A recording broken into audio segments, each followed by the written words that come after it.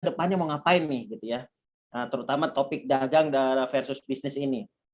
Sebelum kita mulai nanti, acara ini akan dipandu oleh host yang sangat saya kenal luar biasa. Beliau ini adalah salah satu teman baik saya ya.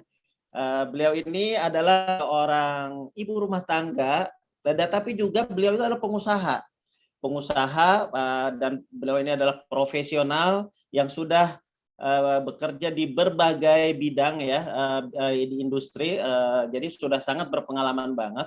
Dan beliau ini luar biasanya adalah seorang ibu dari 2 anak. Nah, ibu dari 2 anak, tapi beliau ini sangat sangat luar biasa. Beliau ini adalah seorang lulusan dari Washington University in St. Louis, Missouri. Pasti itu bukan di Depok ya. Itu jauh banget gitu, dan luar biasa. Tanpa panjang lebar saya panggil host kita yang luar biasa untuk acara malam hari ini, Ibu Fari. Halo, Fari, selamat malam. apa kabar? Wow, cantik sekali. Thank you Bro Eka, thank you teman-teman semua ya. Sudah nggak sabar nih pengen tahu sebenarnya ini luar biasa. Kita mau ngomongin dagang versus bisnis. Saya ketika baca dagang bisnis gitu ya. Katanya biasanya bisnis itu ya dagang itu ya bisnis. Cuma malam hari ini kita pengen mendengarkan sesuatu yang lain nih, dan apalagi katanya ada rahasia-rahasia sukses ya nggak, Mbak Wari ya? Betul banget. Yang lebar dan tanpa membuang waktu lagi, saya serahkan semuanya floor-nya ke Ibu Fari. Silakan Bu Fari. Thank you. Again, selamat malam Bro NC semua, Bapak Ibu dimanapun kalian berada. Saya Fari dari Jakarta, Indonesia. Halo. Salam kenal, salam sejahtera semuanya. Thank you udah meluangkan waktu ya untuk malam hari ini kita bertemu, mungkin sekitar 1 jaman, supaya kita bisa ngobrol tentang ya ini, dagang versus bisnis. Ya, jadi kan kenapa sih saya mengangkat tema ini? Karena saya tuh sebetulnya tergelitik ya. Kan kita semua tahu ya, sekarang masa-masa pandemi, banyak sekali perubahan yang terjadi di ekonominya kita gitu ya. Bukan hanya di Indonesia aja, tapi di berbagai daerah, di berbagai negara, dimanapun itu pasti terkena dampaknya. Jadi orang-orang yang tadinya banyak sekali, hanya berpikir satu pekerjaan aja, tapi sekarang ini sudah mulai gitu berpikir, kenapa nggak ada penghasilan tambahan? Kenapa nggak buka usaha ya gitu kan? Boleh nggak di chat gitu kan? Bagi teman-teman semua yang hadir di sini, tolong di chat dong, sudah punya usaha atau masih bekerja kah? Atau sekarang ini dalam kondisi seperti apa? Atau bahkan ada yang kepingin sekali mulai sebuah bisnis atau usaha apa, cuman takut-takut. Ini bisa nggak ya saya? Mampu nggak ya saya? Aduh, modalnya belum kepikir dan lain-lain. Boleh nggak di chat di itu ya di bawah dari kalian semua nih ada background-nya apa supaya kan kita flow-nya bisa lebih enak ya. Coba nih kita lihat. Belum ada. Siapa yang sudah punya usaha bisa tolong di chat di situ. Ada yang punya bisnis pariwisata. Saya yakin ya teman-teman itu pasti juga dari dulu. Kalau saya sendiri juga sama ya, karena saya tuh berpikirnya begini, kenapa enggak punya usaha sehingga penghasilannya bisa double kalau yang bekerja ya. Bahkan waktu itu saya pernah baca buku, katanya zaman sekarang nih, nggak mungkin kalau kita bisa kaya raya tuh hanya dari satu income aja, katanya begitu. Jadi ada yang punya beberapa sources of income gitu ya. Jadi ini menarik nih malam hari ini. Kenapa saya mau bahas ini? Karena saya akan kedatangan tamu-tamu luar biasa yang dimana bisnisnya itu bukan hanya cuman dari satu negara aja ya, bahkan ke mancanegara. Jadi saya excited banget untuk bisa belajar dari beliau-beliau ini ya. Gimana nanti kita dengar ya trik-triknya dari mereka, rahasia-rahasianya, experience-nya mereka gitu kan. Gimana akhirnya terjadi perpindahan mindset, terjadi perubahan dalam pikiran gitu kan. Yang dulunya mungkin cuman menjadi karyawan, terus kenapa ya, terus akhirnya mau berpindah, mau punya usaha sendiri, dan bagaimana gitu kan, supaya akhirnya bisnisnya bisa sampai global dan lain-lain ya. Nah ini ya, kan kita ngomong nih tentang dagang, oke? Kalau kita ngomong tentang dagang, banyak orang yang beranggapan bahwa berdagang itu adalah sudah berbisnis. Padahal belum tentu. Kalau saya dulu dari masih kecil, dengar kata dagang itu konotasinya atau interpretasinya saya adalah punya toko. Punya toko, jualan toko kelontong atau apa ya, dan sekarang kan udah banyak sekali yang online gitu ya. Ada yang online, ada yang offline, atau misalnya kayak kalau di Jakarta ada di Tanah Abang gitu kan. Itu bagi teman-teman yang mungkin punya usaha seperti itu, bisa aja usahanya sampai besar sekali, omsetnya bisa sampai miliaran, tapi banyak yang belum tahu bahwa berdagang itu belum tentu sama dengan berbisnis. Nah, menarik kan? Nih, jadi kita nih kita akan bahas gitu, apa sih yang membedakan kalau dari judulnya dagang versus bisnis, itu artinya ada perbedaan dan ada persamaan, ya enggak? Kalau persamaannya udah pasti ada jualannya, ya kan? Di mana-mana untuk menghasilkan uang, menghasilkan income pasti ada yang dijual, ya. Jadi berdagang ataupun berbisnis itu semuanya adalah jualan.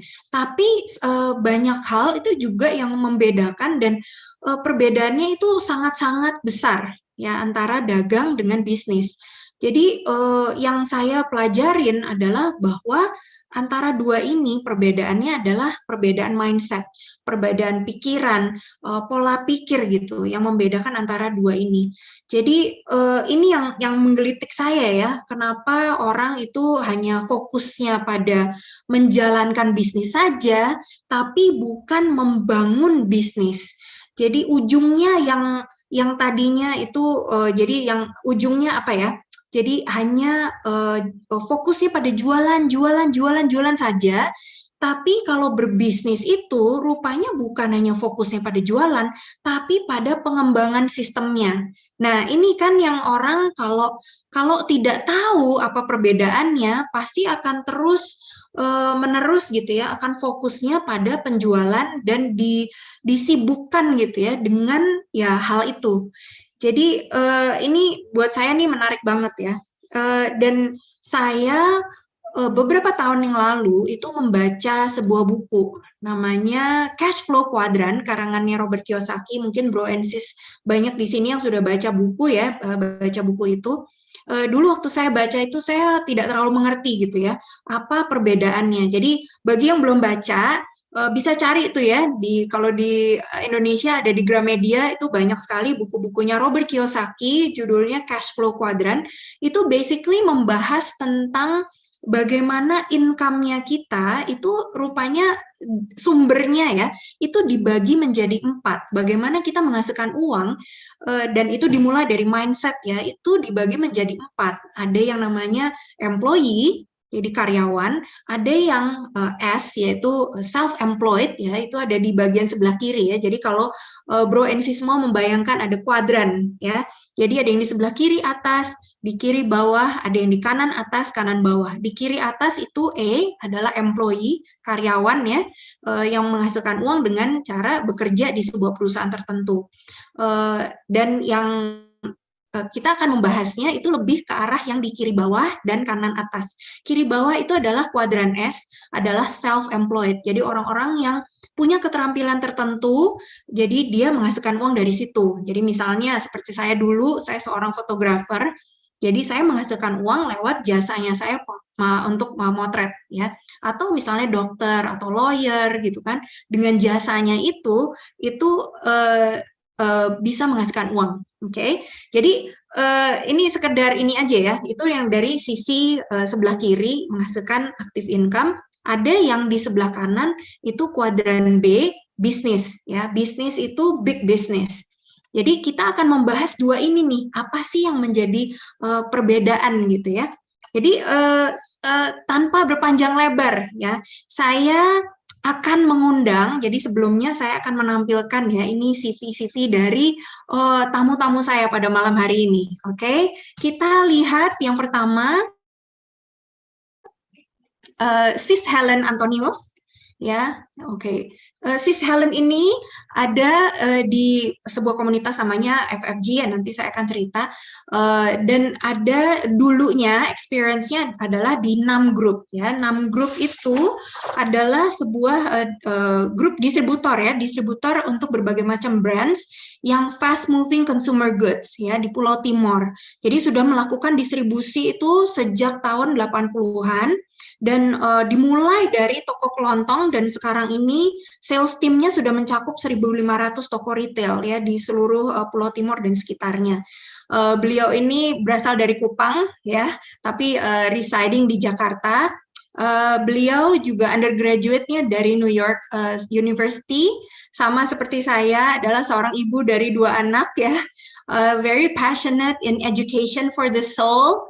Sangat-sangat suka makan ya, love to eat, read, write, and travel. Oke, nah terus untuk tamu saya berikutnya ada seseorang Ibu Floren Kasih. Beliau ini lulusan dari Trisakti University di bagian Industrial Engineering. Sudah 10 tahun lebih ya experience-nya bekerja di Astra Group 1 tahun dan juga branch manager di sebuah international finance company selama 9 tahun. Sekarang ini seorang business entrepreneur dan mentor di health industry. Dan sekarang ini sudah pasti ya sibuk sekali building global team in Asia, Oceania, Australia, Afrika, US, dan Europe ya. Beliau juga suka nih dengan nature, traveling around the world, exploring the beauty and diversity of nature and culture. Yang terakhir nggak kalah pentingnya adalah Pak Matias Kasih. Beliau ini adalah suami dari Ibu Floren Kasih. Beliau dari Trisakti juga di Industrial Engineering, sudah 20 tahun lebih ya bekerja di Unilever di bagian planning dan logistik, Director dari PT Unilever Indonesia Tbk, Supply Chain Head Pure It Indonesia, dan Global Planning Expert Team. Dan sekarang ini bersama-sama dengan Ibu Floren, ada di business entrepreneur dan mentor untuk health industry ya. Beliau ini juga seorang natural health practitioner ya, dan of course seperti Ibu Floren juga loves adventure and traveling around the world. Oke, tanpa berpanjang lebar saya undang para narasumber saya, para guest stars-nya saya, Ibu Helen atau saya panggilnya Sis Helen, Ibu Floren, dan Pak Matias Kasih. Selamat malam, selamat datang semuanya. Selamat malam, selamat malam. Beautiful introduction. Thank you sekali semuanya sudah pada datang di acara malam hari ini. Saya cannot wait ya, I just cannot wait untuk bisa interview dan tanya-tanya sama kalian nih. Apa sih pendapatnya kalian gitu kan tentang ini tema kita pada malam hari ini, dagang versus bisnis. Karena ya dengan segudang pengalaman ya yang Bapak Ibu punya gitu ya, saya yakin banget para bro and sis yang ada di sini pasti bisa menimba ilmu yang banyak. Mungkin kita mulai dari latar belakang. Apa sih latar belakangnya dari mungkin dari Sis Helen dulu ya, dari keluarga gitu, supaya kita bisa tahu ya seperti apa gitu. Silakan Sis Helen. Ya, jadi tadi seperti udah diceritain sedikit, aku itu latar belakang keluarga aku itu murni pedagang. Jadi engkong aku datang dari China dan turun di NTT di Kupang, dan dari situ beliau itu tadinya kalau nggak salah bapaknya tuh penjahit. Jadi sampai di Indonesia lalu pulang ke China, ajak bapaknya lagi datang terus jadinya penjahit. Tapi along the way akhirnya mereka mulai buka toko dan akhirnya ya itu mulai set up toko sampai akhirnya ke papi aku dan akhirnya ke kami. Jadi dari aku masih kecil itu memang seluruh keluarga aku, baik itu sebenarnya dari papa, dari mama, itu semuanya adalah pedagang dan semuanya adalah buka toko yang dijual ya apa aja, dari telur, even beras, pokoknya semua deh yang kita punya di rumah itu kita punya di toko. Jadi seumur hidup aku ya aku happy that way. So yeah. Wow, dan sekarang ini itu yang namanya NAM Group ya. Jadi kan sudah sekarang ini sudah mencakup untuk seluruh Pulau Timur ya. Jadi ada 1.500 toko ya untuk toko retail ya. Jadi ya oke. Sorry kayaknya tadi agak lagging. Ya, oke. Terus bagaimana kalau dari Ibu Floren? Mungkin Ibu Floren bisa cerita sedikit tentang latar belakang keluarga dari Ibu Floren. Halo Far, kayaknya mirip-mirip tuh dengan Sis Helen ya, beda skala aja gitu ya. Kalau saya benar-benar juga sama gitu, sekali lahir, gitu ya, sudah melihat di sekeliling saya semuanya itu adalah pedagang. Papa saya, mama saya, tante saya, om saya, sepupu saya, semuanya kayaknya ya pedagang gitu ya. Buka toko, persis seperti yang Sis Fari ngomong gitu ya, kelontong lah, ada yang kopitiam lah, karet lah, jeruk lah, pokoknya semuanya itu dan didagangkan. Jadi saya my childhood growing up itu ya taunya ya mencari uang itu ya berdagang. Oh, wow, ya, dan memang kebanyakan orang itu taunya adalah itu ya Bu, bahwa mencari uang ya harus menjual sesuatu, ya nggak sih? Jadi ya, buka toko, gitu. Ya buka toko, ya betul. Oke, wow, mirip-mirip ya dengan Sis Helen. Oke. Kayaknya sepanjang jalan di kota saya, kira saya dari kota kecil banget, sepanjang jalan kayaknya semua teman-teman saya bapaknya ya dagang, bapak-bapaknya tuh punya toko gitu. Oke, wow, oke. Ya, Pak Matias, selamat malam Pak Matias. Saya juga mau bertanya nih latar belakangnya Pak Matias. Kedengeran suara saya? Iya, kedengeran. Kedengeran ya? Oke. Ya. Jadi latar belakangnya Pak Matias apakah mirip-mirip juga? Suaranya. Iya, halo Pak Matias. Tadi mungkin lagging ya. Pak Matias dengar suara saya? Sorry, suara. Ya, Pak Matias oke, tadi suaranya udah keluar. Ya, mungkin bisa di-unmute, Pak.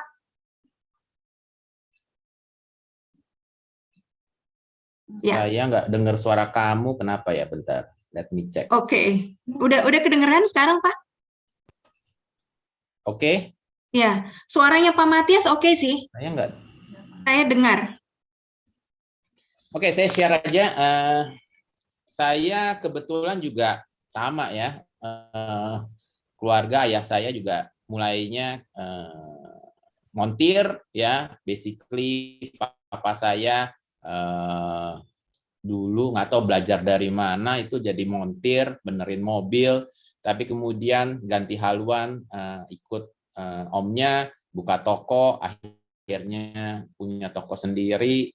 Seperti itu. Jadi memang kalau balik lagi kalau saya cerita, kan kita sebagai anak-anak ada pattern gitu ya, melihat orang tua seperti itu, jadi kepikirannya seperti itu. Walaupun beranjak dewasa, saya kemudian bekerja, ya.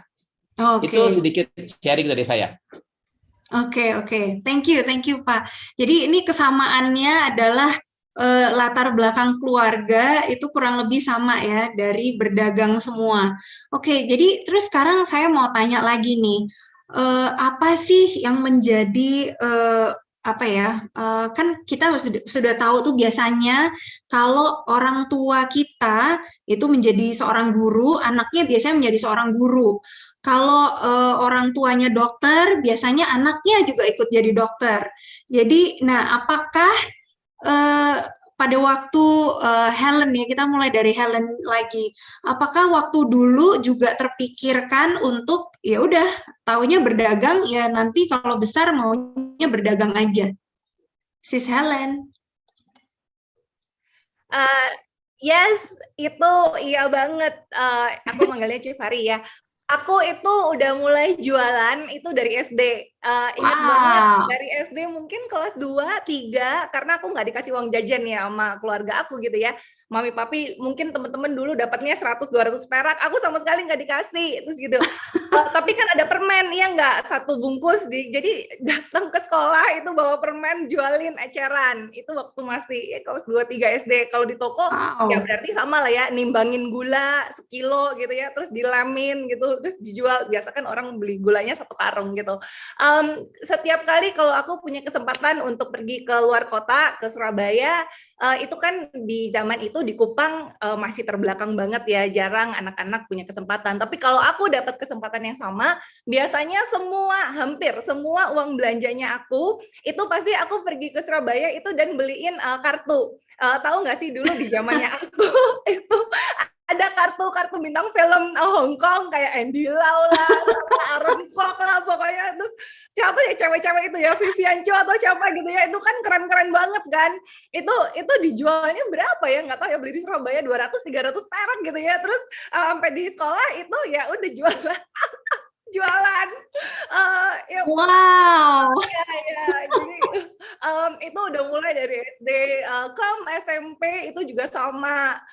Waktu akhirnya kita dulu mulai jualan ice cream walls itu aku bawa ice creamnya ke sekolah, Ci. Terus aku jualin ini kalau waktu pulang gitu ya di mobil itu kan dijualin eceran begitu karena dulu ice creamnya belum banyak kulkas di Kupang. So yang aku mau bilang adalah growing up aku nggak tahu aku nggak punya pikiran untuk punya profesi lain selain ya berdagang. Jadi nggak pernah tuh kepikiran satu kali pun kelewatan ya jadi dokter kah atau buka restoran kah atau rambut kah atau apa, enggak. Yang aku tahu hidup aku ke depan itu adalah aku akan distribusi aja gitu ya ke toko kita karena akhirnya anyway waktu aku grow up itu toko kita bukan hanya toko, sebenarnya kita adalah distributor. Jadi ada perbedaan. Banyak orang itu mungkin kalau belum tahu, kalau toko itu kan mereka beli dari toko-toko lain terus dijual di tokonya aja. Nah kalau kita itu distributor, kita belinya dari pabrik. Jadi dari kita nanti dijual ke toko-toko yang lain. Nah jadi waktu aku tumbuh besar, yang aku tahu pokoknya selesai dari sekolah, hidup aku ya adalah untuk pergi dan melanjutkan bisnis distribusi aja. Nah makanya setelah dari kuliah, aku juga sebenarnya kan kuliahnya tuh S1 gitu ya. Banyak orang yang nanya, kamu nggak S2 gitu ya? Terus bukan dalam hati sih, langsung ngapain S2 gitu, nggak ada poin gitu. Gue mau ini kok lanjutin bisnis perusahaan, kayaknya nggak perlu S2 banget deh gitu kan. Jadi langsung pulang, sempat akhirnya aku kerja 1 tahun, tapi bukan untuk kerja sebenarnya ya waktu itu, karena ya diajak untuk nyari pengalaman atau experience corporate world aja, yang kalau umpamanya aku nonton di TV itu kan keren banget kan, orang-orang itu kan kerjanya di gedung, mereka pakai bajunya bagus lah di kota gitu ya, karena kalau umpamanya di toko di Kupang itu mau pakai baju rumah juga bisa. Jadi muka yang habis mandi pokoknya pakai baju pergi toko ya who cares gitu, tapi kan kalau umpamanya kerja di itu kan jadi ya kayak pokoknya begitulah, experience that ya selama setahun. Dan of course aku nggak suka, maksudnya experience-nya itu fun, tapi aku sebenarnya nggak melihat masa depan aku di situ. Sorry, ini suara aku bagus nggak ya? Atau putus-putus? Oke. Suara kamu oke, Len. Halo. Iya, suara kamu oke. Oh, oke. Ya. Jadi aku tuh sama sekali nggak melihat masa depan aku ada di sana, karena for one, kalau di tempat kerja kan aku punya bos gitu ya, mau melakukan apapun sedikit-sedikit approval gitu kan, ini gimana kerjanya kalau approval terus gitu. So ya mungkin karena seumur hidup taunya aku adalah bos dari diri sendiri gitu ya. Kalau mau paling-paling kan nanya papa, nanya mama gitu aja kan. So yeah, it's different aja. Jadi ya gitu Ci. So I do that. Pernah nggak sih dulu memang disuruh oleh orang tua kamu, nih kamu jualan ini, kamu jualan ini atau ono gitu, atau itu memang benar-benar pure dari kamu dan terus kamu punya inisiatif sendiri karena ya ada contohnya gitu kan, kamu melihat orang tuanya kamu itu ya jualan juga gitu. Kayaknya nggak pakai disuruh deh. It's something yang natural aja gitu kan. It's a natural thing to do gitu kan. Ada barang, ada kesempatan ya udah tinggal dijual gitu. Ya. Aku ingat dulu ya waktu aku masih SD itu jadi aku sama my brother itu bedanya kan nggak terlalu jauh ya umurnya kita. Jadi kita tuh suka gambar, jadi aku sama adikku yang cowok ini kita berdua suka gambar. Terus kita tuh suka bikin kartu Natal pada waktu masa Natal ya. Jadi yang ada karena aku mungkin nggak punya kayak jiwa dagang atau nggak pernah lihat juga gitu kan orang tua aku jualan gitu. Jadi yang ada aku hanya bikin kartu Natal terus aku kasih ke teman-temannya aku. Sedangkan kalau adikku itu nggak tahu itu otak dagangnya dari mana gitu kan. Jadi dia bikin kartu Natal terus dia jualin tuh ke teman-temannya. Jadi ya aku paling inget itu sih. Jadi buat aku sih fascinating banget ya untuk ngelihat anak-anak dari masa kecil aja itu sudah terpanggil, sudah ada inisiatif untuk bisa jual-jualan seperti itu. Oh my gosh, salut banget. Oke. Yakinnya juga karena papi mami aku aja, kalau gue lahirnya di tempat lain juga mungkin kagak gini banget sih Ci. Oke, sekarang kita coba denger ya ceritanya dari Ibu Floren. Bu Floren, gimana waktu Ibu mulai tumbuh gitu ya? Apakah juga seperti Helen kayak tadi juga cerita gitu? Helen kayak seperti dengar ceritaku sendiri. Karena nengok kiri kanan atas bawah semua depan belakang itu semuanya pedagang. Saya ingat saya pertama kali berjualan itu kelas 3 SD. Jualan jauh di musim Ramadan. Pokoknya kalau puasa itu adalah musim menghasilkan duit ya. Bikin meja kecil ya sebenarnya dari gerobak lah box kecil itu, terus habis itu ngambil cincau terus taruh, terus saya ini cincau seperti itu dari pinggir jalan ya, lucu banget. Nah ngambil 10 nanti kekurangan 10 lagi, pokoknya kalau sampai udah jam 6 maghrib nggak habis biasanya yang nodong papaku yang beli sisanya kayak seperti itu. Ya, dan menarik banget. Terus sesudah itu mulai jualan, misalnya jualan jeruk gitu. Jadi kalau misalnya jeruk pilihan yang udah nggak bagus dari kebun jeruk, saya tampung tuh, saya minta sama papa saya terus jualan di depan toko. Jadi hasilnya tuh buat saya gitu. Terus kalau lagi main rame-rame dengan teman-teman itu jual permen. Jadi beli permen 1 kantong, habis itu jualnya per biji. Ya, kayak gitu. Yang belinya ya teman-teman sepermainan. Yeah. itu disuruh atau enggak Bu? Atau itu inisiatif sendiri ya? Inisiatif sendiri, persis Helen bilang. Setiap hari kita ngeliat orang jualan di sekitar kita tahu ya itulah begitu. Ya, that's called nature gitu kan. That's called nature. Kayak ada barang terjual ya. Sampai SMA pun saya masih gitu yang barang yang kayaknya nggak laku banget deh untuk dijual ya, kenapa gitu ya, dari Sambas ke Jakarta, terus Jakarta tuh jualin ke teman-teman, suruh mak lu beli. Wow, karena lihat dari orang tua ya kalau gitu ya Bu ya, benar-benar ada role modelnya. Yang tadi saya bilang juga kan, kalau orang tuanya dokter, anaknya biasanya jadi dokter. Benar. Ya, wow. Kalau Pak Matias gimana Pak pengalamannya? Apakah juga kurang lebih sama seperti itu? Dari kecil udah jualan juga, dan apakah disuruh sama orang tua apa inisiatif sendiri? Oke, menarik ini. Iya, tetap ada model. Nah, ini yang kalau menurut saya kan bagaimanapun orang tua itu menjadi pattern ya, menjadi model. Dan buat saya justru kalau saya coba kilas balik, ada sedikit kekhawatiran juga karena waktu itu kan papa saya waktu jadi montir itu bisa sampai jam 10 di depan rumah gitu ya, benerin mobil segala macam sampai jam 10 malam gitu kan. Terus waktu akhirnya juga ya bisa dibilang nggak berhasil gitu kan ya, asumsi saya nggak berhasil gitu ya, karena akhirnya kerja buka toko di om saya gitu kan. Nah, sampai akhirnya kemudian dia berhasil punya toko sendiri, standar lah gitu ya setelah kerja. Nah, saya melihat itu dan berdasarkan apa namanya keinginan sekolah dan selanjutnya ya melihat situasi juga targetnya apa? Kerja. Kalau saya beda, kerja gitu ya, kerja. Kenapa?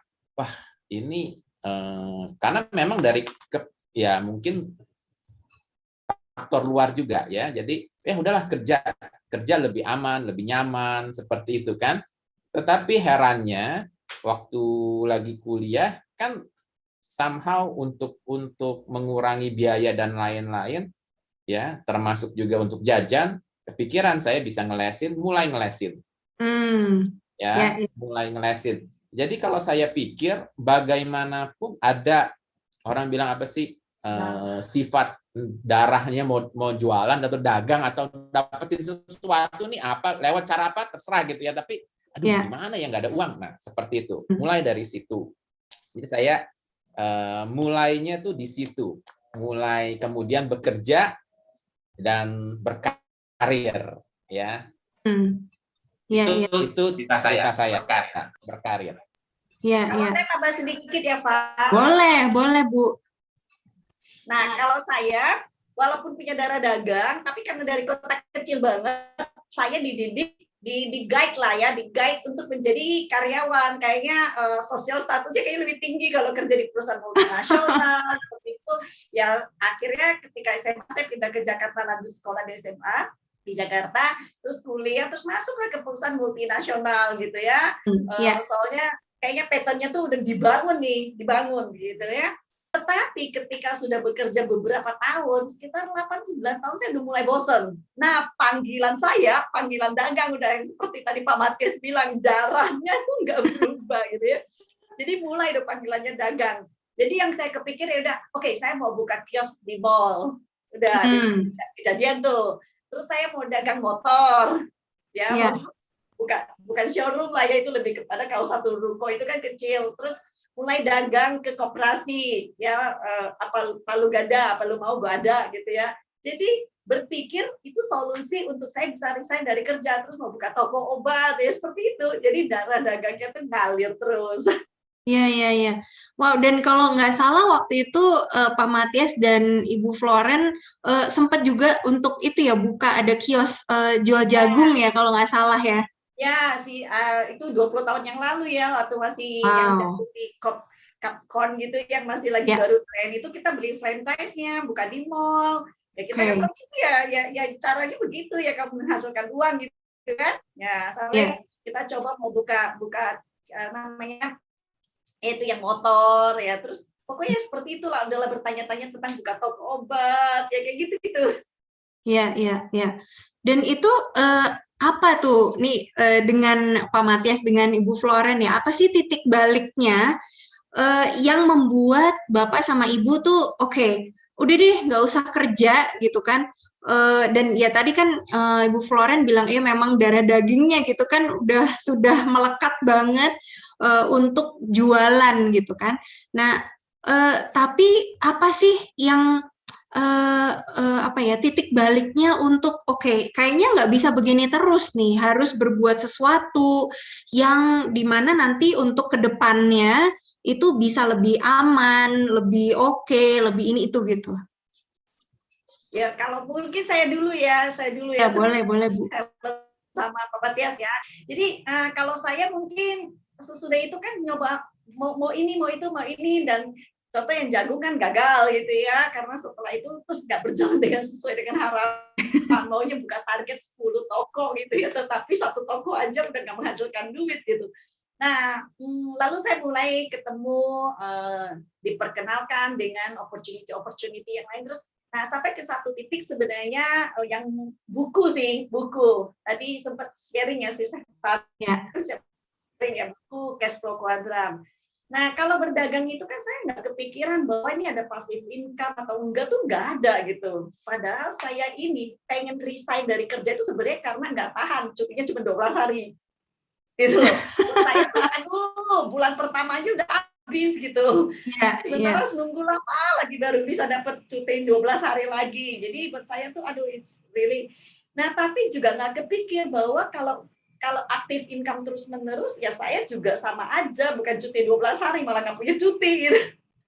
Nah, buku itu membuka pikiran saya sih, bahwa ada yang namanya tuh bisnis kuadran.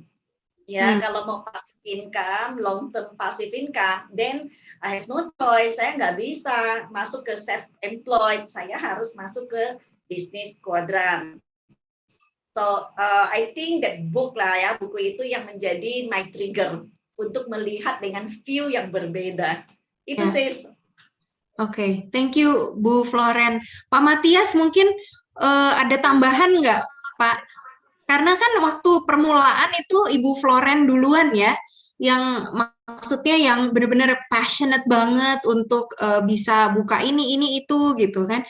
Apakah juga sama dengan Pak Matias? Kan kalau tadi kita lihat ya dari latar belakang itu sampai dengan 20 tahun ya Pak ya di Unilever ya. Ya. Oke, Far. Wah, ini ceritanya panjang nih. Gini. Jadi seperti tadi saya share, dalam otak saya dari awal adalah membangun karir, ya, karir kerja. Sebelumnya saya kerja di Kalbe Group ya sekian tahun, kemudian lanjut di Unilever, lumayan gitu ya dengan jenjang karirnya, dan pure saya punya waktu itu memang cuma punya satu target, grow, terus naik gitu kan ya. Tapi ada tapinya nih. Selain itu kepikiran juga, boleh juga ini kalau ada jualan ini itu. Jadi kalau tadi Flo bilang itu ada jualan barang, itu koperasi itu sebenarnya karena ada teman ada beberapa produk, saya masukin di koperasi saya. Gitu loh. Boleh nih jualan dikit-dikit. Jadi unsur bisnis kecil-kecilan ada. Dagang. Nah, ini saya bilang dagang. Dagang kecil-kecilan. Apa ada sedikit apa jual. Termasuk hal-hal yang lain ya, yang saya bilang ya ini pokoknya ada untung sedikit ya udah jual. Nah, tetapi yang merubah konsep saya berpikir, pemahaman saya yang saya bilang aha moment ya, yaitu yang tadi kamu sempat bilang tuh buku Cash Flow Quadrant. Di salah satu seminar saya ikut, nah itu membuka pikiran saya gitu ya. Istri saya juga sama gitu, tapi poinnya kan balik ke saya gitu kan. Saya melihat juga ini oh iya ya, this is the moment gitu loh. Sebenarnya karena saya juga ngelihat ya kan, kerja sampai berapa lama. Ada satu poin yang menarik loh, bagaimana uang bisa bekerja untuk saya. Ini yang disebut passive income kan. Tetapi kalau saya cuma punya 1M, berapa hasil uang itu kalau saya masukin di tabungan? Atau saya katakanlah masukin di reksadana atau apapun. Itu mungkin saat ini bukan waktu yang tepat ya, tergantung. Ya, tapi yang aman-aman deposito atau apapun berapa? Kalau saya mau benar-benar dapat sesuatu yang signifikan, saya harus punya tabungan 100M. Benar nggak? Ya kan? Let's say what 4%, 5%. Cukup nggak? Cukup. Benar nggak? Tetapi orang yang baru bekerja, waktu itu saya baru bekerja 5 tahun, 6 tahun gitu kan, berapa gajinya? Dapat dari mana? Betul, Pak. Ya kan? Nah, di situ yang saya berpikir bahwa saya bekerja, yes, mulai ada perubahan. Saya bekerja, yes, tetapi saya juga mulai berhati-hati, kerja ini bisa anytime out loh, dan nggak punya backup. Saya harus punya backup. Dari backup itu saya belajar harus punya bisnis yang sifatnya continuable, ya, bisa bertahan terus. Itu sih. Ya, wow, makin menarik nih. Sebetulnya masih banyak pertanyaannya, tapi coba kita tanyain dulu ya ke Helen nih. Helen, jadi apa yang titik baliknya kamu nih untuk ini kayaknya kalau jual-jualan terus gitu ya, ini kayaknya akhirnya ada di mana gitu ya. Terus jadi apa sih yang membuat satu perubahan gitu kan di dirinya kamu? Bisa cerita nggak? Ya, jadi sebenarnya kalau di case-nya aku, karena dari dulu seumur hidup aku tuh bekerja untuk perusahaan keluarga, sebenarnya itu bukan untuk aku sendiri, tapi memang adalah pertanyaan yang sudah diajukan oleh orang tua aku, oleh dede aku yang laki-laki juga ya. Itu tuh gini, kita nggak bisa begini terus, karena tadi seperti Chief Floren bilang, bisa-bisa nggak ada liburan, dan memang itu terjadi gitu ya, bisa-bisa nggak ada liburan. Di Kupang itu masa ramenya itu adalah Natal dan Tahun Baru. Kita tuh Christian ya, kalau umpamanya di sini itu ke Jawa kan masih Lebaran gitu ya. Jadi Natal Tahun Baru mungkin buat kalian itu mau tutup usaha boleh tutup gitu. Kalau kita tuh nggak boleh. Jadi itu ada masa-masa di dalam keluarga kita di mana setiap kali Natal dan Tahun Baru kita tuh hampir nggak pernah merayakan, karena begitu ramainya keadaan, yang ada Natal Tahun Baru tuh kita tidur kecapean. Dan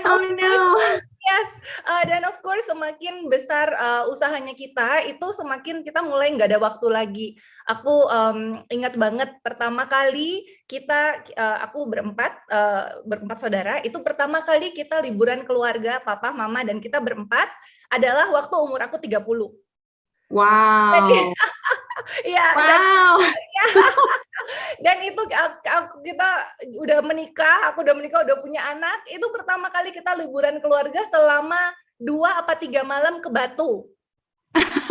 Dari Kupang itu kita ke Surabaya ke Batu gitu. Jadi bener-bener bukan karena nggak ada uangnya gitu loh untuk liburan, tapi benar-benar waktu nggak ada. Pertama kali papa mama aku tuh bisa keluar berdua, liburan berdua itu ke Surabaya, dan itu juga cuma 2-3 hari. Kalau nggak salah sih di umur aku yang sekitarnya 27 atau 26 gitu ya, aku lupa. Tapi sampai seumur begitu, jadi gitu, pertama kali kalian pergi berdua baru bulan madu, itu kasihan banget, karena mereka ya nggak bisa, bisnisnya benar-benar nggak bisa ditinggalin. Ditinggalin ya, karena memang semuanya bergantung pada orang tuanya kamu ya, Len. Ya, pada kita, makanya waktu akhirnya waktu itu aku dan adik aku kita udah tamat sekolah, udah mulai involve di perusahaan, akhirnya baru tuh mulai papi mami aku bisa jalan-jalan. Waktu itu tuh baru satu orang aja gantian, akhirnya kita udah mulai lebih mampu, akhirnya berdua. Tapi ya itu, selama itu akhirnya pertanyaan itu ada terus setiap kali kalau lagi duduk di meja makan, pasti pertanyaannya adalah ini bagaimana? Nggak bisa begini terus. Dan sebenarnya sampai hari ini pun perusahaan keluarga kita itu lagi shifting dari yang tadinya itu sangat hands on, sekarang mau ituin ke bisnis. Jadi itu yang kita lagi lakukan. Tapi ya udah belasan tahun ya, dan still shifting. Nggak segampang itu gitu rupanya kalau merubah sesuatu langsung di bisnis yang bisa. Nah, ini poin yang perlu digarisbawahin juga kali ya, karena kan orang taunya ini aku tahu banget ya keluarganya dari Sis Helen itu uang itu bener-bener deh udah nggak masalah banget, MM-an segala macam ya. Tapi ya itu yang tadi kamu bilang ya, Len, bahwa waktu itu yang komoditas ya buat keluarga. Jadi aku kepingin ini ya sekali lagi menggarisbawahi bahwa yang namanya kalau berdagang itu kan lebih ke arah, maksudnya waktunya sibuk gitu ya untuk menjalankan bisnis, benar nggak? Menjalankan bisnis tapi belum membangun bisnisnya. Tadi kan kalau nggak salah kan Helen tuh bilang ya 6 grup ini itu sejak tahun 80-an ya, Len. Ya. Dan sekarang ini itu baru shifting menuju ke yang namanya ada sistem, bisa dimulai pelan-pelan sekali dilepas gitu kan. Jadi bisa cerita sedikit nggak tentang maksudnya untuk perubahan ini ya, untuk perubahan ini kan soalnya ya tadi Helen juga bilang ini kan nggak gampang gitu loh untuk merubah ke arah yang sekarang ini bisa dilepas gitu kan pelan-pelan. Itu gimana tuh prosesnya? Gimana dengan orang tua misalnya? Apakah kayak juga waduh rada takut-takut juga? Apakah dengan oke, ya deh kayaknya sudah waktunya gitu kan? Itu bisa diceritain lagi nggak sedikit? Oke, maksudnya dalam keluarga aku kan, dalam bisnis sekarang kan. Oke, tiap hari berantem antara papi aku dan adik aku gitu ya, karena kan sebenarnya adik aku ini yang kebanyakan run the business saat ini ya.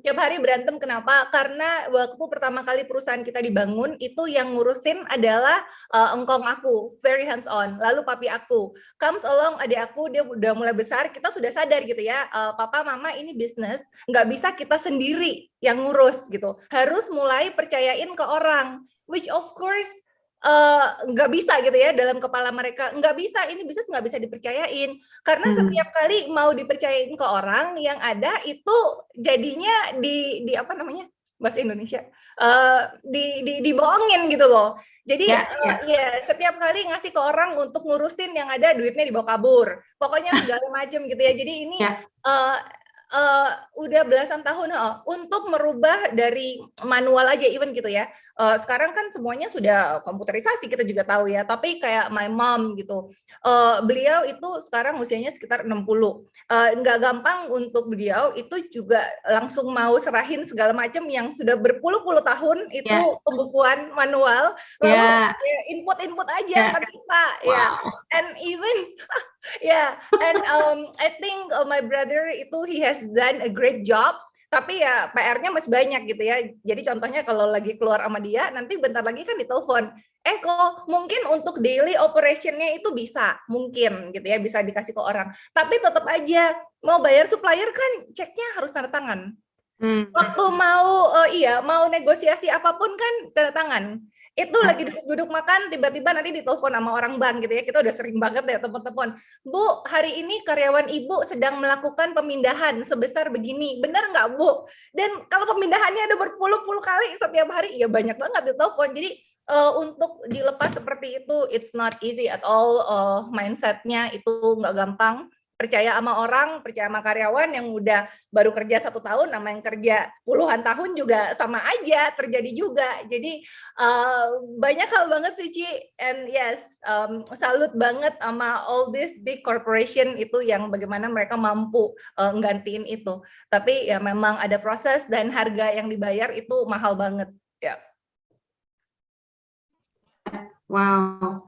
Dan kalau menurut kamu nih, sekarang ini orang-orang sekarang tuh gimana? Maksudnya kan yang seperti tadi kamu cerita ya, banyak sekali iya memang dari segi uang yang masuk segala ya, terus yang dari segi size-nya, ukuran dari bisnisnya itu sendiri kan udah pasti kan berkembang ya nggak, yang tadinya toko kelontong tapi sekarang bahkan sudah punya 1.500-an retail toko ya, toko retail.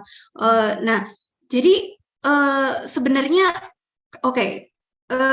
kamu ada pesan-pesan nggak nih ke teman-teman gitu kan, karena kan sekarang ini banyak orang yang bilang gue jualan aja di Topet gitu kan, wah tahu nggak sih ini omsetnya kalau jualan ini tuh bisa sampai ratusan juta atau bahkan MM-an gitu ya. Terus mereka tuh berpikirnya bahwa ya ini bisnis gitu loh. Nah, menurut kamu gimana? Is that business or not? I think just aku rasa tuh akan sangat bijak banget kalau kita tuh bisa belajar dari pengalamannya orang lain gitu ya. So aku dengan segala ini ya kerendahan hati gitu ya, aku pengen kasih tahu aja yang saat ini sedang melakukan bisnis dan bisnisnya lagi booming banget. I think along the way harus mikirin banget ini bagaimana caranya supaya bisnisnya itu bisa autopilot dan bisa jalan tanpa kamu gitu. Harus nyiptain sistemnya. Karena bener-bener aku tuh sangat-sangat admire my parents gitu ya. Mereka kerja keras yang dibilang banting tulang itu bener-bener banting tulang. Tapi aku melihat bahwa harga yang mereka bayar dalam menjalankan proses perusahaannya ya sampai jadi besar begini itu sangat mahal, terutama ke anak-anaknya, ke kita gitu ya. Aku dan adik-adik aku tuh kita tuh besar tanpa banyak waktu dengan orang tuanya kita. Ya kita juga nggak komplain gitu loh. Dan kita juga setiap kali kalau pulang dari sekolah juga pergi toko, kerja sama-sama. Tapi maksudnya tuh secara keluarga itu waktu untuk secara keluarga tuh hampir bisa dibilang sih hampir nggak ada. Aku waktu punya kesempatan untuk akhirnya sekolah ke luar kota, ke luar negeri, ketemu dengan teman-teman lain yang sama juga posisinya sama aku yang sekolah di luar juga, aku tuh melihat bahwa ini tuh masa kecilnya dengan keluarganya tuh cukup banyak gitu loh. Dan aku tuh merasa bahwa aku nggak punya itu. Even waktu aku lagi tinggal sama-sama dengan orang tua aku. Jadi papi mami aku tuh ya itu ada di toko dan seperti aku bilang, waktu itu terjadi, aku juga merasanya ya baik-baik aja gitu loh. Karena kan aku juga bantu di toko segala. Tapi waktu akhirnya aku besar, aku melihat bahwa wait a minute, ternyata ada kehidupan lain di luar gitu loh. Yang nggak seharusnya seperti ini gitu loh. Yang dimana keluarga itu seharusnya memang punya waktu untuk bersama-sama. Dan ini sebenarnya dirasain bukan hanya aku, ke adik-adik aku semua, kita berempat ya. Kita semua sih bisa konfirmasi itu melakukan hal yang sama. Tapi gini, nothing to regret gitu ya, nggak ada yang kita seselin. Yang buat kita adalah ya udah sekarang what are we going to do, apa yang kita harus lakukan supaya nanti di generasinya aku, generasinya adik-adik aku, semuanya akan berjalan dengan lebih baik. Makanya itu kenapa aku bilang perusahaan kita itu lagi dibuat sedemikian rupa supaya mau shift. Karena aku tahu banget adik aku tuh, ya kita nggak ada yang mau lah mengulang lagi sejarahnya seperti ini, ya nggak, kita kan harus improve, ya. So itu Ci, finding that system gitu ya, and not just that gitu, pokoknya gitulah yang bisa jalan ya. Oke. Wah, thank you banget Len. Ini banyak banget seharusnya yang aku kepingin tanyain juga gitu ya, tapi wow, ini aku masih ada pertanyaan-pertanyaan juga ya ke Pak Matias sama Ibu Floren. Tadi kan denger ya dari ceritanya Helen. Kalau dari Pak Matias sama Ibu Floren, apakah ada pesan-pesan tertentu gitu ya mengenai ini nih? Apa sih kalau orang lagi, oke kan, apalagi sekarang nih orang tuh kepingin sekali ya, oke, pengen punya penghasilan tambahan segala macam. Oke, aku mau mulai nih usaha. Wah, ini bisnis, ini pasti jadi gede dan lain-lain gitu. Mungkin ada pesan-pesan tertentu nggak buat teman-teman yang lagi mau mulai bisnis dan lagi memikirkan ini untuk masa depan? Oke, saya duluan ya. Ya. Ini, saya menarik. Di satu sisi, saya kerja dulu kebetulan jadi suppliernya Ibu Helen tuh, salah satu. Iya, betul Pak. Terus datang ke Kupang gitu kan, Nah, kalau jadi supplier tau lah biasanya pasti pas kalau lagi datang gitu diajak makan terus gitu kan. Tapi yang menarik sebenarnya ini tadi Helen banyak poin yang di sharing, kalau teman-teman bisa nangkep itu sangat esensial gitu ya kalau saya bilang. Kenapa? Saya mengalami beberapa teman saya ya itu in Helen case saya bisa bilang smooth karena anak-anaknya interest untuk melanjutkan bisnisnya. What if udah sekolah di Amerika, kemudian nggak mau balik? Atau kerja di sana, rather than lanjutin bisnis orang tuanya. Karena kita kan independent. It's about my business. It's about my life. Bener nggak? Betul. Ya. Dan ini saya alami, banyak teman saya kemudian share seperti itu. Bisnisnya jalan nggak? Jalan. Tapi karena ada spesifik tertentu nggak bisa dijual ke orang lain, anaknya nggak mau lanjutin, apa yang harus dilakukan? stop, nggak bisa diapa-apain. Ya, saya nggak bilang bahwa ini nggak. Saya balik lagi, jangan salah tanggap bahwa ini bagus atau jelek, tetapi poinnya adalah menarik. Ya, kalau kamu bilang dagang sama bisnis, itu yang saya pikir dulu, bagaimana sebenarnya sustain, ya kan? Kalau misalnya nggak ada yang lanjutin, stop. Kerja keras yang dilakukan tadi Helen bilang berapa? 20, 30, 40 tahun, langsung stop kan? Somebody else akan ngambil alih. Kalau dalam kapasitas perusahaan besar seperti Unilever, tunjuk distributor baru, dipecah aja gitu kan, satu-satu, lama-lama dimatiin kasarannya gitu kan gitu, karena nggak perform, karena nggak ada yang lanjutin. Nah, ini yang poin menurut saya beda antara bisnis yang dibangun secara personal dengan yang mungkin tadi Helen juga singgung, sistem. Nah, orang nggak mudah untuk masuk ke sistem kalau belum terbiasa, belum yakin. Banyak pengorbanan, absolutely banyak pengorbanan gitu ya, kita jalanin. Tapi itu kalau mau sustain, mau ini bicara bisnis berjalan panjang ya, seperti franchise, apapun itu yang dilakukan sama perusahaan besar seperti tadi Helen juga singgung, that's the process yang harus kita lakukan. Individu bisa juga melakukan hal yang sama, ya kan? Tetapi bagaimana melakukan ini, mentransformasikannya itu yang butuh waktu dan butuh passion. Itu dari saya mungkin. Kalau thank you Pak. Nah, ini pertanyaan buat Ibu Floren ya. Tadi kan Pak Matias juga menyinggung nih tentang sistem gitu loh. Kan sebetulnya banyak orang terus yang bisa bilang kan, well kan saya punya sistem juga, saya punya karyawan kok, saya bisa ini mengatur begini begitu gitu ya, kapan saya beli barangnya, kapan ini itu gitu. Mungkin bisa nggak mungkin dari Ibu Floren menjelaskan gitu kan, ini apa yang dimaksud dengan sistem gitu? Ya, menarik banget ya. Tadi sebenarnya waktu sis Helen cerita tentang umur berapa baru bisa jalan-jalan, saya tuh jadi teringat tuh, nggak ada tuh namanya tutup toko pergi jalan-jalan tuh zaman itu tuh nggak ada gitu ya. Papa saya ingat pertama kali tutup toko dia jalan-jalan ke Eropa itu adalah waktu umur 63. Wow. Di Jakarta semua. Jadi kalau mereka mau jalan-jalan harus tutup toko gitu ya. Jadi ya umur 63, di situ waktu saya baca buku Cash Flow Quadrant, ketika dibilang self-employed kuadran dagang nih, kuadran bisnis gitu ya, di situ saya acuannya adalah papa saya. Oh my goodness, waktu saya baca saya lagi seneng-senengnya diving. Aduh, 63 udah nggak kuat angkat tangki. Benar nggak ya? So back to your question adalah mengenai sistem ya. Jadi banyak orang memang menjadi salah. Oke, saya sudah ada kok si karyawan ini yang akan dia pergi ngurusin order. Karyawan ini akan pergi ngurusin marketing, karyawan ini ngurusin pembukuan, karyawan ini. Nah, sebenarnya pemahaman sistem dari acuannya Cash Flow Quadrant tentang kuadran bisnis, which is kalau kita bicara ada yang salah nggak sih dengan istilah ini? Nggak ada yang salah gitu. Dan juga kalau mau diargumenkan mengenai tata bahasa Indonesia juga bukan, tapi kita lebih kepada konsep yang kita pahami secara umum dengan kita melihat kepada acuan dari misalnya Cash Flow Quadrant gitu ya.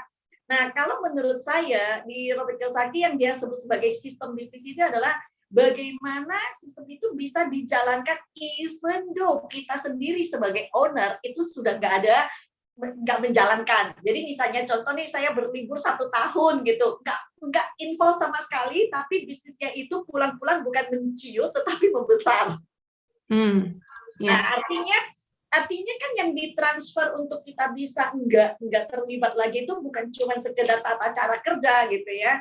Enggak gitu, tapi semuanya bagaimana vision dari bisnis itu, bagaimana budaya kerjanya, bagaimana frekuensi orang-orang di situ, value-nya, terus cara kerja tentunya bagian dari itu gitu ya. So itu tuh very kompleks lah ya, sangat kompleks gitu dari yang di ini. Jadi kalau kita umpamakan jam tangan, jadi semua rodanya itu sudah harus sinkron. Jam tangannya itu baru bisa jalan kan. Nah, jadi perbedaannya tuh kalau menurut saya itu ada di situ, Far. Ya, ya. Dan ini sebetulnya mendasar ya, Bu ya. Maksudnya pengertian dasar gitu loh dari yang namanya dagang, which is ya nggak ada yang salah juga gitu ya kalau memang itu pilihannya orang. Tapi berbeda sekali rupanya dengan yang namanya bisnis ya. Betul. Jadi ini saya kepengen introduce ke teman-teman ya yang belum tahu gitu kan. Kami ini ada di sebuah komunitas dan komunitasnya komunitas bisnis, itu namanya FFG, Freedom Faith Net Global.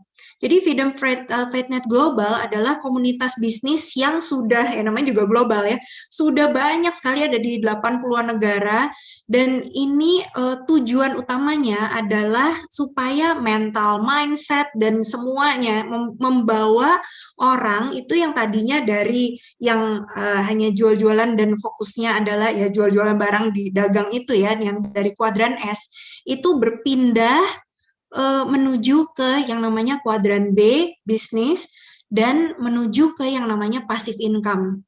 Jadi kalau saya kepengen juga ya, supaya teman-teman di sini yang belum tahu mengenai FFG, bisa mendapat gambaran tentang apa sih yang dilakukan aja oleh FFG, sehingga bisa mentransformasi orang-orang gitu kan, sehingga ya berpindah secara kuadran ya. Mungkin dari Sis Helen dulu ya. Sis Helen, apa sih yang dipelajarin dan apa yang menjadi sesuatu yang signifikan gitu ya, sehingga Sis Helen itu mau ada di FFG dan membawa transformasi ini juga, sehingga juga bisa ada dampaknya ya dengan 6 grup gitu loh. Jadi bisa cerita sedikit? Ya, Oke, jadi aku ngerti banget tentang perbedaan dagang sama bisnis, passive income dan active income itu juga karena buku itu, Robert Kiyosaki, Cash Flow Quadrant, highly recommended orang-orang untuk baca. Nah, yang aku dapetin banget ya dari aku akhirnya bisa join di FFG itu sebenarnya adalah perannya seorang mentor. Ini udah di luar dari sebenarnya di luar dari bisnis sama dagang lagi. Karena waktu aku kenal dengan komunitas ini dan melihat orang-orang di dalamnya yang saat ini juga sedang menjalankan bisnisnya, aku melihat bahwa orang-orang ini tuh mempunyai nilai-nilai lain yang aku nggak dapetin di bisnis aku yang biasa gitu ya, Ci. Ini rada-rada off the ini nggak apa-apa ya. Ya, nggak apa-apa. Topik a little bit ya, karena waktu aku besar dan aku bekerja di perusahaannya keluarga aku mendapatkan banyak sekali value tentang bagaimana how to make money gitu ya. Jadi aku merasa dalam hidup aku di bagian tentang keuangan, aku merasa sangat aman di situ. Tapi aku tidak melihat ada beberapa hal dalam dirinya aku seperti leadership gitu ya, kepemimpinan, ada banyak lah nilai-nilainya itu yang aku bisa dapatkan dari perjalanan kerja aku kalau umpamanya aku bersama-sama dengan bisnis aku yang biasa. So itu adalah satu yang bikin aku melihat bahwa hey, wait a minute, di tempat ini di FFG itu tuh selain aku juga bisa belajar tentang bagaimana mereka berbisnis secara global, which is sesuatu yang menarik aku dengan sangat luar biasa karena perusahaan kita itu adalah distribusi yang tradisional. Seperti Pak Matias katakan tadi, seperti contohnya Unilever itu di seluruh Indonesia itu mempunyai banyak sekali rekan bisnis. Jadi di setiap kota biasanya mereka punya rekan bisnis. Nah, dan setiap kota itu tuh udah dikasih teritori. Jadi kita tuh tidak bisa untuk ekspansi ke kota-kota yang lain kalau memang tidak ditunjuk oleh prinsipalnya. Nah, aku melihat bahwa di bisnis yang dilakukan oleh FFG ini, itu tuh bisa ke berbagai tempat, bahkan ke luar negeri. Nah, secara aku juga orangnya hobi jalan-jalan, ya why not sekalian, itu satu. Dan yang kedua, of course, ini bisnis juga bisa bikin aku punya lebih banyak waktu nantinya. Nah, tapi yang aku dapetin banget itu adalah tentang mentorsnya. Jadi, aku belajar banyak sekali nilai-nilai kehidupan yang lain yang kemungkinan besar aku nggak akan dapat itu di dalam yaitu jika aku melakukan bisnis aku yang biasa. Itu satu. Dan yang sebenarnya yang kedua juga adalah aku itu karena berasal dari Kupang dan aku kelas 3 SD itu sudah sekolah di Surabaya. Dari kecil aku sudah melihat kesenjangan pola pikir yang luar biasa antara orang-orang di waktu itu di Surabaya ya sama di Kupang. Aku melihatnya dari diri aku sendiri aja gitu ya, dan dari aku dan teman-teman aku di kelas yang adalah mereka tuh jauh sekali cara berpikir. Dan aku tuh adalah I don't know why, tapi dari dulu itu cita-citanya aku gini. Dan akhirnya kan sekolah di Amerika, itu kan ketemu dengan teman-teman yang dari Jakarta, yang dari seluruh Indonesia, dan aku dari Kupang gitu loh. Dan dari dulu mereka tuh selalu begini, lu kan mah dari kampung gitu, lu kan dari kampung, emang bener dari kampung. Tapi kan aku nggak mau kalau tempat aku tuh dibilang kampung terus gitu loh. Jadi aku tuh punya satu keinginan dari dulu untuk bagaimana aku pulang dan aku bisa memberikan nilai tambah untuk orang-orang di sekitarnya aku. Dan waktu akhirnya aku mengerti soal ini lebih dalam gitu ya, tentang bagaimana pola pikir seseorang di dalam keluarga itu diturunkan kepada anak-anaknya, aku akhirnya jadi paham bahwa bagaimana orang-orang di sekitar aku contohnya ya, itu tuh kan mereka kan cuma copy pola pikir orang tuanya aja. Nah, sedangkan kalau aku mau membantu menanamkan nilai kepada mereka dengan mengerjakan bisnis keluarga aku, tadi kan dibilang kita punya business partner actually lebih dari 1.500. Tapi kan it's impossible gitu loh untuk aku pergi ke sana dan mengajarkan mereka bagaimana membesarkan bisnisnya mereka, ya nggak? Ya. Jadi maksud gini, oke, mereka terbantu dengan cara berdagang, tapi ya you belajar sendiri aja gitu loh. Nah, sedangkan kalau umpamanya di sini dengan caranya FFG, kita tuh punya mentor yang akhirnya aku belajar dari mentor aku, dan aku pun berkesempatan satu waktu bisa menjadi mentor untuk orang-orang yang mau juga gitu ya, yang memang mau mengalami satu perubahan dalam hidupnya mereka, dan aku bisa ngajarin mereka. Dan itu kita melakukan ini voluntarily, jadi masing-masing sama mau. Dan aku melihat bahwa kalau aku mau memberikan nilai tambah kepada orang lain, terutama orang-orang di sekitar aku, jauh lebih efektif sebenarnya, bukan hanya efektif ya, ini yang benarnya adalah ini gitu loh. Kalau aku melakukan hal yang seperti ini. Karena akhirnya aku punya kesempatan untuk bekerja sama dengan mereka gitu ya, bertukar pikiran lebih banyak, sharing lebih banyak tentang apa yang aku punya, dan kita sama-sama membangun bisnis kita sama-sama di dalam komunitas ini gitu loh, Ci. Jadi there are two things untuk aku. Yang satu, aku belajar dari mentor-mentor yang lain, dan yang kedua, akhirnya aku jadi punya kesempatan juga untuk membantu orang-orang lain juga. Dan aku pikir itu yang sebenarnya paling menarik aku gitu, Ci, untuk ada di sini karena nilai itu gitu loh, Ci. Ya. Oke, wow, thank you so much, Len. Terus sekarang kita beralih nih ya ke Pak Matias. Pak Matias, kan kalau di FFG ya, kalau tadi dari Helen sudah mengutarakan gitu kan apa yang dia belajar. Kalau dari Pak Matias apa hal apa yang benar-benar membuat Pak Matias tahu bahwa ini penting sekali gitu kan untuk mengubah mindset lah, untuk merubah kehidupan orang gitu ya. Jadi menurut Pak Matias apa, Pak? Oke. Halo, Pak Matias. Kedengeran suara saya? Ya. Iya. Oke. Ya, oke Pak. Silakan Pak. Oke. Iya, mungkin bandwidth saya lagi ada masalah, just in case.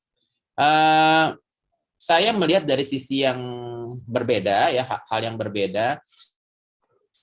Kalau kita kerja, kalau saya kerja ya dengan saya usaha, yang berbeda adalah bahwa dagang di toko apapun nggak ada orang yang mau ngajarin, ya kan? Semua adalah kompetitor. Bisnis orang anggapnya, itu rahasia saya. Apa saya jadi montir, ngajarin nggak ke temennya? Enggak. Ini justru saya punya kelebihan.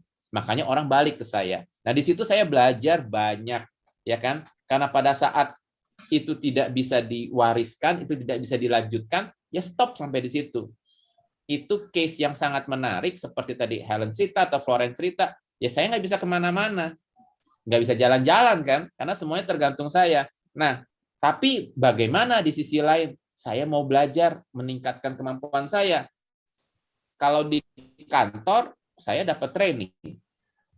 Kantor besar, kasih training, ya kan, dibayarin segala macam, sehingga punya kapasitas naik lagi, ya kan? Bahkan kita bisa belajar di Harvard, itu buat orang-orang tertentu gitu. Kan ya, di sekolah bisnis, ya kan? Nah, saya lihat teman-teman, mungkin sharing saya adalah, dan termasuk saya yang dulu, mindset-nya kalau keluarin biaya untuk belajar, kalau namanya udah usaha sendiri, nggak mau. Sebisa mungkin dapetin untung aja. Keluarin uang, enggak. Karena bagaimanapun kalau saya mau mendapatkan sesuatu yang lebih, ya saya harus dapetin dari mana? Dari orang lain. Ada nggak yang mau ngajarin? Ada. Dapat dari mana yang paling bagus? Komunitas. Ya. Dan komunitas ini banyak nggak? Banyak. Kita bisa ngelihat komunitas sosial, kan macam-macam ya. Komunitas keagamaan udah jelas. Ya, komunitas sosial. Dan komunitas-komunitas yang bagus, termasuk FFG di sini, yang membangun dari sisi apa? Mindset, cara berpikir untuk berusaha, untuk berbisnis dengan benar. Itu dulu fondasinya. Ya. Di luar sama. Banyak nggak? Contoh saya di logistik, ada asosiasi. Berapa banyak orang ikut asosiasi? Ada yang nggak ikut asosiasi? Banyak. Tetapi tujuannya apa? Mendapatkan satu komunitas sehingga punya power, punya kekuatan untuk bergerak bersama-sama. Dan saling sharing, tukar pikiran, menguatkan. Ya, ini yang menurut saya komunitas itu perlu apa? Penting apa buat kita? Komunitas yang positif, yang membangun, ya, dan memberikan efek kepada kita. Wow, kemudian ikut di komunitas itu, kemudian bisa berkembang di situ, mendapatkan mentor untuk membimbing berdasarkan pengalaman-pengalaman mereka. Dan itu salah satu yang saya dapatkan ya di FFG community ini. Ya, banyak banget nanti bisa. Satu yang ingin saya sharing ke teman-teman di sini ya, Far, bahwa itu ya bagaimana kalau kita mau berusaha ya, bukan bekerja saya di sini ya, bisnis, bukan dagang, saya bilang, saya balik lagi ya, ada bedanya, bisa didiskusikan lebih lanjut. Bisnis harus belajar. Nah, belajar dapat dari mana? Dapatkan komunitas. Sehingga menguatkan. Yang kedua, menguatkan kita. Karena namanya berbisnis beda sama kerja. Setiap bulan kerja saya dapat gaji. Safe, aman. Sampai satu titik, misalnya kayak kejadian pandemi kemarin, mungkin itu baru kaget. Tapi biasanya orang merasa nyaman. Berapapun, di level apapun, udah yang penting setiap bulan nerimo. Tapi kalau saya bisnis atau dagang, itu kan bisa up and down, up and down, up and down. Betul nggak? Ya. Ya kan? Nah, pada saat down, siapa yang akan mensupport? Ya. Kalau saya ada komunitas, saya ada tim, ada teman-teman di komunitas, ini yang akan mendukung kita berdasarkan sharing mereka. Mereka juga mengalami hal yang sama. Saya ngalamin hal yang sama. Oh, begitu. Jadi saya tidak down. Saya dulu begini loh. Kemudian yang saya lakukan ini, dan hasilnya seperti ini. It's okay. Kamu akan mengalami ini. Saya juga begitu. Si B juga bilang, tenang aja. Yang namanya mau bisnis ya begini. Dan akhirnya apa? Ya udah, jalan lagi. Ntar tenang aja, gue bantu. Nah, ini persaudaraan ini, support ini ada di komunitas-komunitas positif, dan salah satunya adalah FFG. Ya, itu yang saya mungkin bisa tambahkan di sini. That's the difference ya buat saya antara tadi bisnis sama dagang. Dagang udah sendiri aja. Ya. Gitu, Far. Oke. Thank you Pak Matias. Nah, ini yang terakhir, last but not least, dari Ibu Floren ya. apa nih Bu yang menjadi apa ya, mungkin kan masih banyak ya alasan-alasan kenapa mau ada di FFG, tapi buat Ibu apa sih yang menjadi salah satu alasan kuat gitu ya untuk ini FFG, untuk ada di FFG? Silahkan Bu Floren. Amazing ya, tadi kalau kita dengar dari Sister Helen bahwa mentoring itu amazing, komunitas memang juga penting banget. Nah, mungkin poin lain yang saya ingin cerita dari keberadaan FFG ini buat saya terutama itu adalah di sekolah bisnisnya nih, sekolah bisnis nih ya, bukan sekolah formal. Seperti Sister Helen, saya S1, planning S2 tapi tidak pernah terlaksana ya. Nah, karena udah keburu tahu cari uang gitu ya. Dan ternyata sesudah itu saya juga baru tahu gitu, jauh lebih penting pelajaran-pelajaran informal ketika saya ingin menjadi businesswoman gitu, entrepreneur gitu. Justru pelajaran-pelajaran jalanannya ya, pelajaran IQ-nya dan sebagainya itu yang lebih signifikan. Dan itu saya dapat banget. Ingat ya, saya kan diarahkan oleh orang tua saya ke ini kerja di perusahaan multinasional. Berarti kan saya diarahkan menjadi employee gitu ya. Lalu saya bertumbuh besar melihat semua tentang pedagang gitu ya. Jadi saya darahnya itu kan adalah self-employed. Nah, ketika baca buku saya ingin menjadi bisnis kuadran gitu kan, saya nggak punya background dong, darahnya bukan itu, diarahkannya bukan situ, sehingga saya butuh banyak belajar gitu ya. Dari mana? Oke, leadership in business, mindset di bisnis, mentality di bisnis, ya, skill di bisnis, gitu ya. Terus apalagi tuh banyak hal yang lain-lainnya juga termasuk. Nah, saya harus belajar kemana nih? Nah, bersyukur banget bahwa FFG itu punya banyak program-program yang sebenarnya ada yang namanya day to day, ada yang namanya weekly program, terus ada yang namanya semi annual program, ada yang juga bisa diikutin sekali saja gitu ya. All this program itu tuh menjadi fondasi yang kuat banget buat saya gitu, sehingga saya mengatakan itu adalah ya sekolah bisnis yang sesungguhnya gitu. Kenapa? Karena nanti dipraktekkan, habis itu dievaluasinya berdasarkan apa yang dipelajari, lalu praktek lapangan.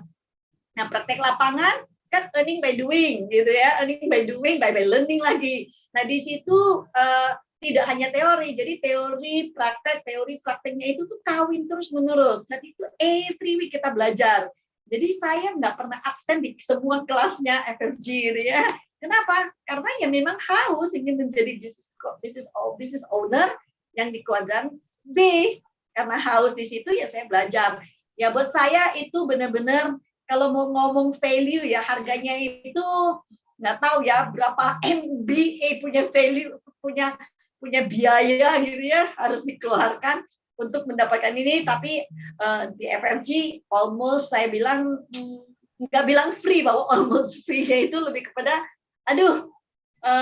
dibandingkan semua pelajaran bisnis, fondasi bisnis yang saya dapat itu amazing. Kira-kira seperti itu, Far. Wow, thank you Bu.